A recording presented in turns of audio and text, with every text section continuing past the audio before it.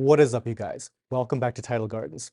So we're doing a little bit of after hours filming again, and I wanted to continue our little update of this new building. Mainly, I wanted to talk about the tank that is down this aisle here. This is the SPS Show Tank. And right now, if I had to guess, it is likely the best it has ever looked. So let's take a peek. So this tank here is doing incredibly well. And it's mainly because it's overcome three major issues in the past 12 months or so. The first of which is we think that we had a heavy metal issue. When I had visited Jake Adams over at his studio in Colorado, I just had like this really short conversation about some of the SPS that were kind of struggling in my system. I gave a very general description of what I was seeing. I was seeing like really kind of just tight looking corals. Not a lot of polyp extension, definitely not a lot of growth, and the occasional recession. And he was just like, go with me for a sec here, but test copper specifically. We did test copper, and only one of about 5 test kits actually picked up any copper, but we were having heavy metal issues in general because what we ended up doing was doing an audit of all the magnets that are coming into contact with water. And sure enough, between some pumps where the impeller magnet had swelled and cracked, to power heads, to the magnets that were used in algae scrapers or the power heads themselves, there were at least 8 to 10 different things that had taken on water and were leaking rust into this system. So once we cleared that up, lots of water changes, we were using some form of chemical filtration to bind up a lot of those heavy metals as well, and replacing and removing all of those magnets. That was another big obstacle that we had to get over with this. All right, I have mentioned this whole thing many a time in past videos. This building collects rainwater, and we have to do a couple of different stages of filtering before we can make RO with it. So mainly what happens down in a rainwater collection cistern is that bacteria grows. And bacteria is one of those things that can really damage an RO membrane. So we have to go through a number of different stages to make sure that that's disinfected. So first, we have this contact chamber, and it is full of chlorine. Now, you might think, well, it should be a fairly straightforward task to modulate chlorine in this thing. Not so much. And here is where we royally screwed up about a year ago. The amount of chlorine that you need is going to depend a lot on the seasonality because the warmer months, more bacteria grows compared to the winter months. Second, the quality of the rainwater can shift. So for example, if there's a lot of pollen in the air and a lot of that stuff gets rinsed down and into the cistern, that can affect bacterial growth as well. There's a number of different factors. So once you're pumping water into this system, you have to first chlorinate it, then dechlorinate it. To double check, you're supposed to measure chlorine at 3 different places. There's a spout here, and it's supposed to read 1.5 parts per million of chlorine. There is another one after the carbon stage, so that strips out most of the chlorine, and it should come out at 0.2 parts per million here. And the last stage is after the RO, and that should be 0, right? Theoretically, you're supposed to do it every single time your RO is running. We kind of screwed that up because we weren't testing this every single time. And what had happened was we learned a thing about bleach. We label everything, but one of the things is you have to carefully read the bottles because we got some commercial bleach, and it turns out that that commercial bleach was double the normal strength of what you would just find off the shelf. Long story short, we blasted through all of this to the point where we were getting toxic levels of chlorine in the RO. So once we were finally able to rebed this carbon stage, it was basically blonde. And activated carbon really shouldn't be blonde. We blew through our RO membranes because chlorine can seriously damage RO membranes.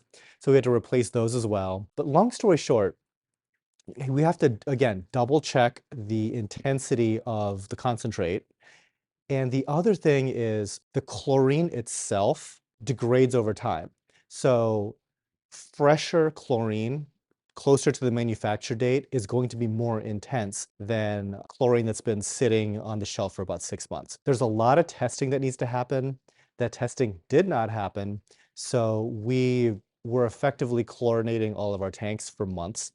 And a lot of things struggled, in particular, the acros in that entire system. Now that we've got all that straightened out, we are predictably seeing better health with just about everything. The third major obstacle that we overcame was trace element related. For the longest time, we really didn't do a whole lot with trace. Now that we have some ability to do ICP testing, we had this mentality of we just wanted to make sure that there wasn't anything that was completely bottomed out to zero. We didn't want to really be tweaking hardcore on very, very specific figures for any specific trace element. We knew that zero was going to be a major issue. So as long as we just got stuff off of there and had some modicum of bioavailability, we'd be pretty happy with that. And lo and behold, it really made a difference. In my heart of hearts, I didn't want it to make that big of a difference because it's a nice fantasy for us to just do water changes and have that be enough. But clearly it wasn't enough because how should I describe it? We went from some frags of acros and some little colonies here and there in this show tank. They were struggle busing big time between the chlorine and the heavy metal issue, all that fun stuff, right?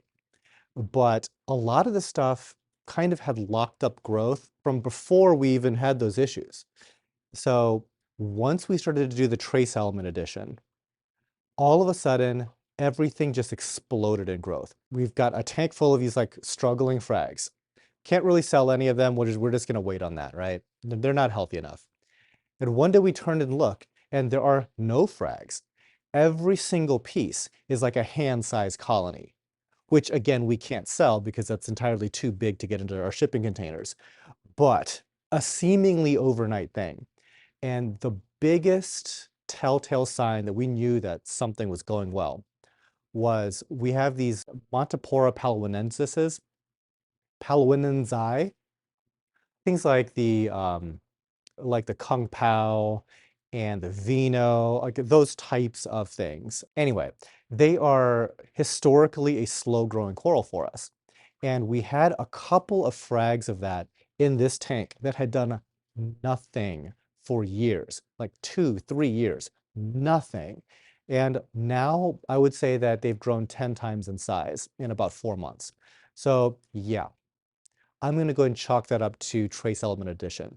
We went with a basic mix of it. And then when we were still testing low for specific trace elements, we would buy a bottle of just that to try to raise it up. Now, I did mention earlier that we were trying to just get stuff off of zero. But in some cases, if we know that we're adding the trace element and it's still reading basically zero, we're not going to stress about that either because, there's like some play with test kits.